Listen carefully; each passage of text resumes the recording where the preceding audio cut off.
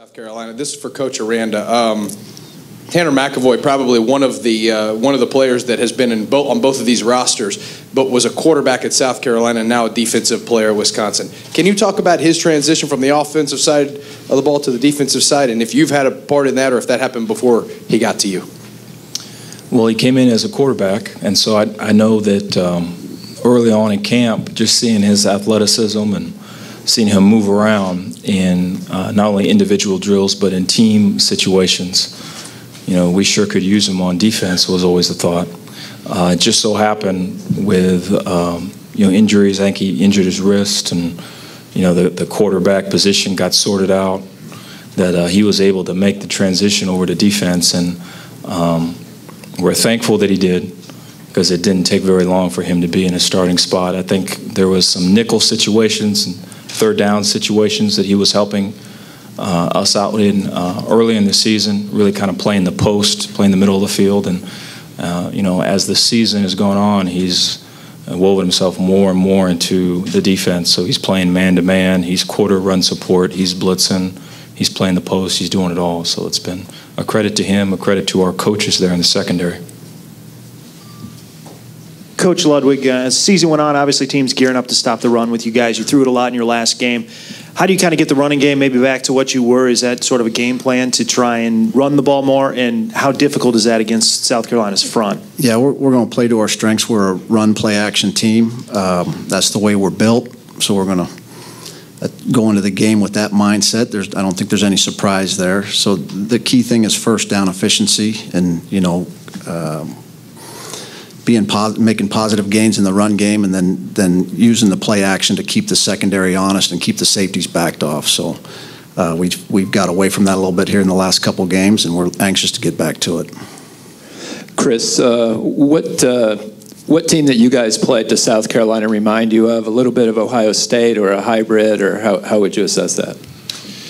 Well, they have elements of a lot of teams we've played. They have some quarterback run game we saw in BYU. As far as Shaw's ability, it's similar to Braxton Miller. But they like to run the ball first, and we've seen that in a lot of teams this season. I think Ohio State a little bit, and BYU as well. For Coach Aranda first, and then for Chris, the SEC has built its reputation on defense and team speed in particular. What do you necessarily see from their side of the ball? When I look at South Carolina's offense? Yeah, I'm sorry. Okay. I apologize. I see great athletes. I see an offense that can go from a power run game to a spread attack. I see an offense that can change plays based upon the defensive structure. I see an offense that can go wildcat, that can go unbalanced, that has fly sweep, has quarterback run game, has an empty throw game. Any of these things where if you do not stop it, then they'll live in that. And so there's a bunch of those things, bunch of tributaries where you're going to have to put a dam, put a stop to it.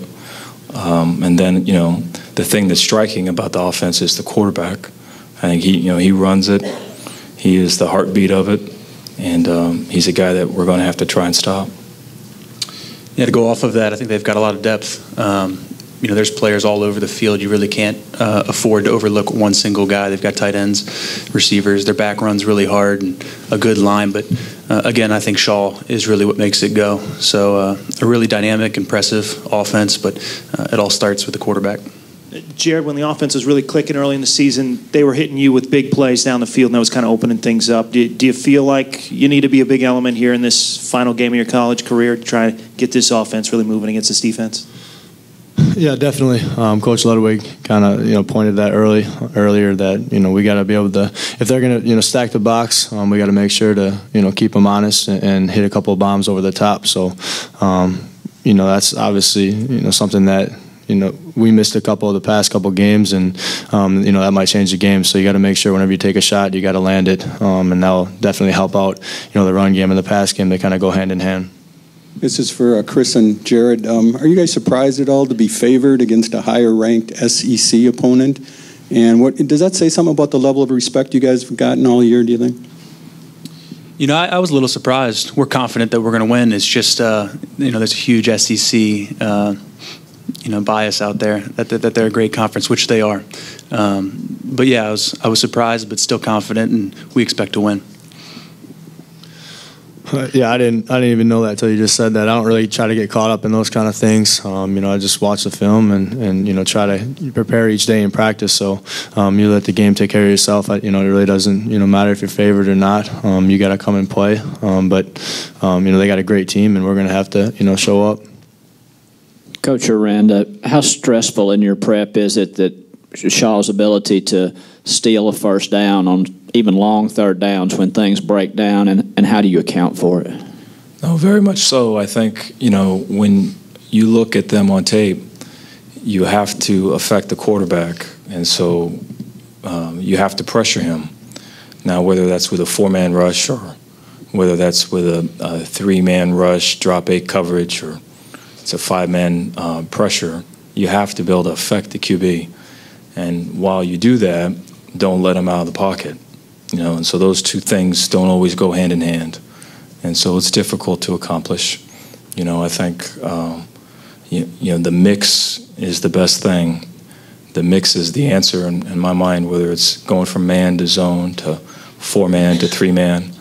And so we'll see how all that goes. But, we were talking earlier today, I think a lot of people have tried, not a lot of people have been successful. This question's for Chris and also for Jared. You're both very talented, well-respected leaders on different sides of the ball. Can you maybe talk about each other and what impresses you most from each other and your leadership skills? Well, Jared was actually our scout team quarterback in 2009, so I knew how good of an athlete he was from the get-go. It's been great to watch him grow and become one of the best receivers in our conference and maybe in the country. He comes to work every single day, and it's been really impressive. It's something I can look to and try to emulate. It's been a pleasure playing with him and seeing him grow, and a good friend and teammate. Yeah, I don't think there's a better leader on any team than Chris. I think every guy that comes in contact with him would say the same thing. He's just like everybody on our team. I feel like we got a lot of great guys, but Chris is the one that shows us how to work. He has a great work ethic, well-spoken, well-mannered, does a lot of community service. He's the full package. So, he's our team leader. We go as he goes, and he's done a great job for us. Not just this year, but the past, 3-4 years.